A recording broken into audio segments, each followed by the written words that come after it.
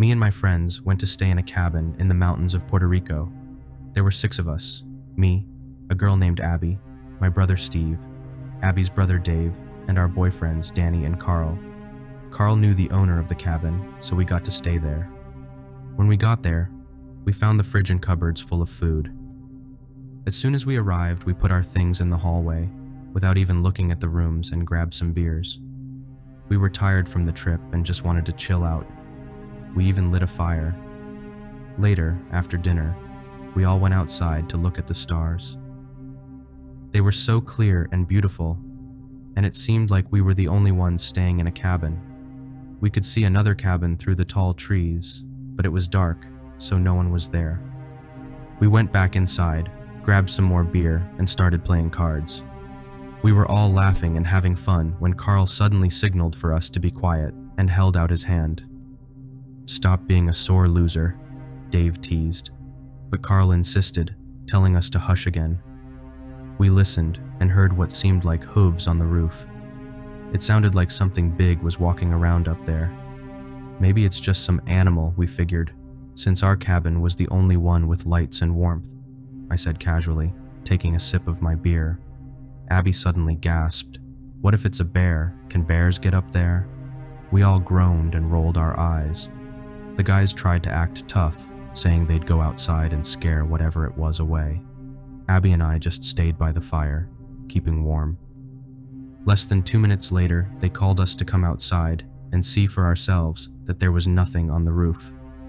We even stepped back a bit to get a clearer view, and they were right. There was nothing up there. I chuckled at Abby, joking that maybe it was a flying bear, and started to head back inside. But Danny stopped me by putting his hand above the door. "Danny, what the—" I started, but he cut me off, his arm still raised above the door. He was staring intently into the trees. Everyone else stood still, like statues, all looking in the same direction as Danny. Curious, I followed his gaze. In a tree near the cabin's clearing, I could see 2 figures. They looked like men, but something seemed off. They had hooves instead of regular feet. And they were crouching, gripping onto the branches. At first, I thought it was just the way the trees were shaped, but then I realized it was something else. It was very dark, and I wondered if my eyes were playing tricks on me, making me see things that weren't really there. But when I focused again, I saw one of them move its arm to grab onto a branch above its head. They kept staring at us. We all dashed back inside the cabin within seconds. We locked the door tightly and even moved the bookshelves and sofa against it for extra security. I quickly turned off the only light we had, leaving only the warm glow of the fire to light up our terrified faces. We sat by the fire and talked about what we had seen. Everyone described the same strange beings, but we were all too scared to go to bed just yet, knowing those things were outside. In the morning, we quickly left the cabin. We decided to stay at a very old and not very nice motel with only 2 stars, but it was still better than staying in that scary cabin. 4 years ago, my friends asked me to go to their cabin in Tahoe. Since I didn't know them well, I brought my best friend Mark with me. The road trip wasn't too long, just about 3 hours or so it wasn't too bad. The cabin was pretty big, with 4 floors, including a basement and a loft. There was also a smaller cabin in the backyard, only 2 stories high. To get to the front door, you had to climb some stairs. Then, when you're in front of the cabin, you'll see the door. To the left, there's another set of stairs that goes to a sliding door, and to the right, there's a path leading to the backyard. Once you enter through the door, on your left is a door to the basement, and straight ahead are stairs that go up to the 2nd floor. There, on your left, is a bedroom, and on your right, there's a hot tub and a laundry room. On the first night, I asked my friend Jake, "Hey dude, this cabin is really scary. Is this place haunted or something?" He answered, "I don't think so. Nobody has ever died here, and my grandpa, who built it, also doesn't know about any scary stuff like that." Skipping ahead to the next day, before breakfast, everyone decided to go to the other cabin. Let me explain the layout first. If you're facing the cabin from the ground, There's a storage area right in front of you. To the left, there's a set of stairs you go up, and to the right, there's another set which leads to the cabin. At the end of those stairs is a deck leading to the cabin. The cabin has 5 rooms and a balcony on the 2nd story.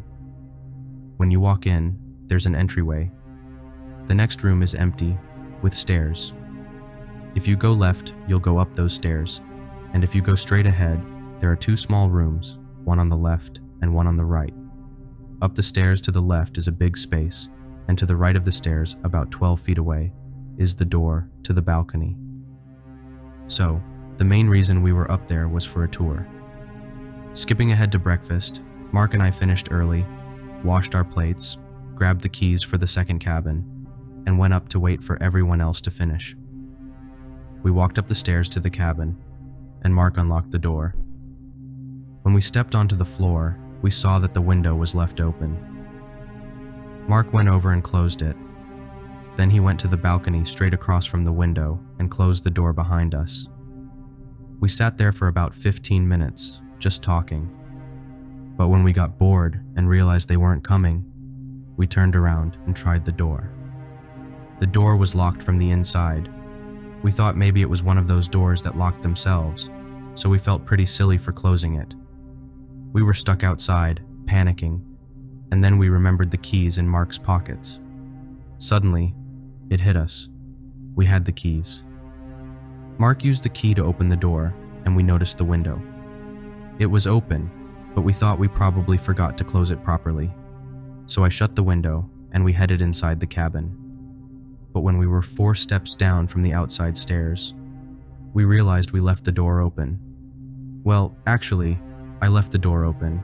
I went to close it, and then I heard something. Footsteps upstairs. I panicked and ran back to Mark, pushing him down the stairs. I told him, "There's someone in the cabin." Then we ran as fast as we could back to the 1st cabin, suggesting to everyone that we should find out who was inside. I shouted through the open door, "If anyone's in here, come out." There was no answer. We rushed into the cabin and checked every corner of the 1st floor, but found nothing. I led everyone upstairs, but all we found was an open window. Skipping ahead to nighttime, we couldn't stop thinking about it, but we tried to push it aside. Just before dinner, we came up with a plan. We decided to put our bed sheets over our heads and hide. As I looked for a hiding spot, I saw something strange.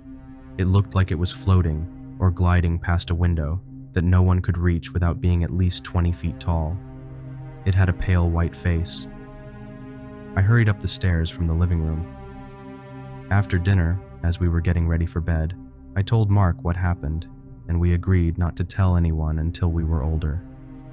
That night, I woke up at 3 a.m., but little did I know, Mark did too.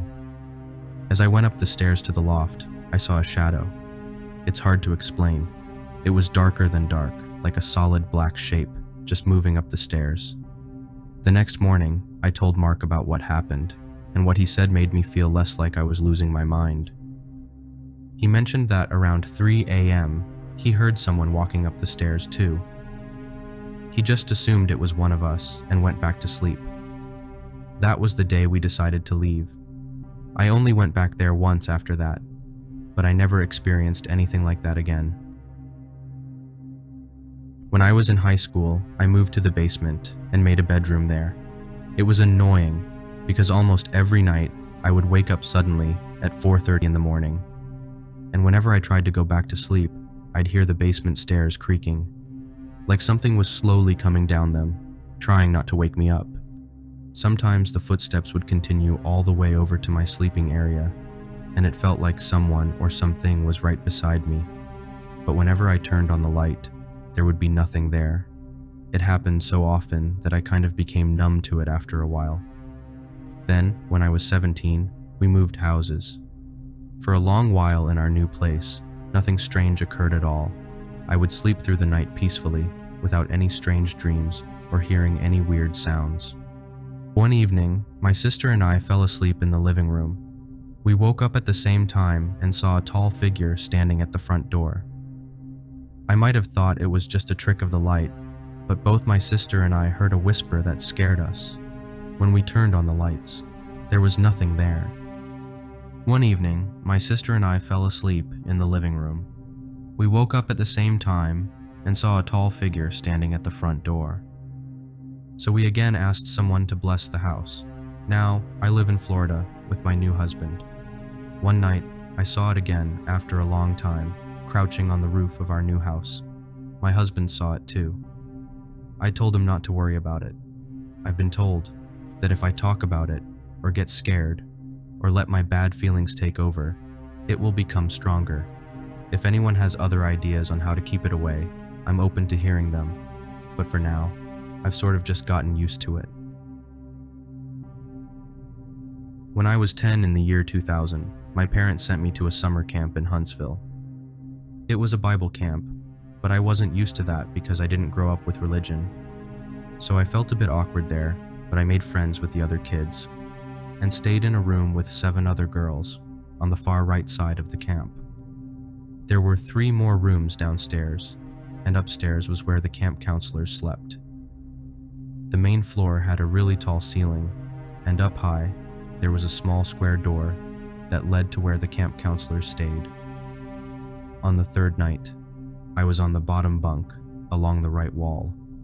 Me and my bunkmate were having a great time chatting and joking around. Our camp counselor opened the tiny door up high and asked us to keep quiet, so we all went to sleep. Suddenly, I heard Brianna shouting, "Kate, wake up right now." I didn't know how long I had been asleep.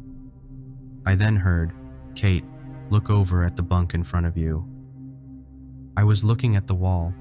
Then I turned around and saw a dark figure with long, curly hair sitting on the ladder of the bed in front of mine. The moonlight made the room bright, and I could see the figure clearly. She was shaking her long, curly hair. I checked the room and saw that all the girls were there. Everyone was wide awake. I stared at the figure for what felt like a really long time. All the other girls were crying and freaking out, but I couldn't even make a sound. I was so scared that I couldn't even blink or move. I mean, what could I do? The figure was right there in front of me. All the girls screamed, "Kate, get out of there now!" The figure moved strangely. I ran up to Brianna's bunk, climbing the ladder as fast as I could. By now, I was getting really scared and crying like everyone else. The figure was still by my bed. Brianna and I hugged each other tightly, and I was too scared to even open my eyes because of what I saw. Brianna decided to jump down from the bunk, turn on the light, and just like that, the figure disappeared. I think we made a lot of noise, and the camp counselor opened the little door and told us to be quiet. We told her about what we saw, and she came downstairs to check. She came into the room and said, "There's nothing here. Your mind was probably just playing tricks on you. Now, go back to bed." All of us girls, including me, were still upset and scared. We sat up in our bunks, talking about what we saw. 5 minutes later, we heard screaming from the room right across the hall from us. We all started crying again, and the camp counselors opened the little door and scolded us, saying, "See what you've started? You've got everyone in the cabin scared. Something lifted our bunk. Please don't make us stay in there. It's going to kill us." The counselor sternly replied, "That's impossible. Now quiet down and go to bed. This is the last time I'll say this." After talking quietly for 20 minutes, we all went to bed. After the camp ended, I kept in touch with Brianna by exchanging phone numbers. About a week later, I decided to call her. I asked if she remembered that night, and she said yes. She said she will never forget it. This was my very first experience with the paranormal. After the camp incident, I didn't have any more paranormal events until I was 14. That's when strange things started happening. I'd hear weird stuff, like someone scratching the wall outside my bedroom. There were screams, growls, and footsteps. Sometimes it sounded like footsteps with long toenails dragging along the floor. There were really creepy laughs that sounded like they came from someone with a deep voice. Sometimes I'd hear something whispering my name right into my ear. These noises used to stay outside my bedroom at first, but after a while, they always ended up inside my room. I hardly ever saw anything, mostly just heard strange sounds. But after a while, they always ended up inside my room. I hardly ever saw anything, mostly just heard strange sounds. When I did see something, it was mainly a tall, black hooded figure, either standing in my doorway or the foot of my bed. Sometimes I would feel something trying to grab my foot, or something running its fingers through my hair, which caused me to always keep the end of my blanket tucked under my feet for years. These scary things would usually happen all night until the sun came up, but they were the scariest between 1 and 4 in the morning. Sometimes weird stuff would even happen during the day. When I was 14, one night I woke up to shuffling sounds coming from my dresser. I wake up easily, any noise will do it. I looked over and saw a really tall man wearing a black hood. Even though I was really scared, I managed to sit up in bed. The figure turned around and looked at me in the room for a few seconds before disappearing. I don't know why, but I fell asleep easily after that. Then a few weeks later, I was downstairs in the basement doing laundry when I saw something hanging from a rusty nail on a support beam, and it turned out to be the missing cloth I had lost during my summer camp. Next day, my mom's friend Denise came over with about 20 packages of makeup removal wipes, and we put them on top of the towel cupboard outside the bathroom door. Later, my mom and dad went grocery shopping for dinner, leaving Denise and me alone in the house. Since I knew Denise was also sensitive to paranormal stuff, I started telling her about what had been going on in the house and what I had experienced. We decided to leave the couch and go to the kitchen. Suddenly, we saw our locked front door unlock and open by itself without anyone touching it. We both looked at each other with wide eyes. "Did you see that?" she said. I walked over to lock the front door again. This incident really scared Denise, and later that night, I was lying in bed. I started to hear a crinkly sound. It went on for a few minutes. Then I realized someone was messing with the packages of makeup removal wipes. Suddenly, they all fell onto the floor. My mom heard them fall too, and came out of her bedroom to pick them up. It was silent for about 20 minutes. Then the crinkly sound started again. All the wipes fell down, and just 5 seconds later, my bed was shoved hard into the wall with me on it. I screamed really loudly. My mom came running out of her room asking what was wrong. I was crying and told her what happened, but she said it was nonsense. I got out of bed, turned on the light, and moved my bed away from the wall. I saw that the wall was dented on the right side where the bed had hit it. I never push my bed right against the wall. I always leave about an inch of space because my power outlet is on the left side of my bed. I swear, these things really happened.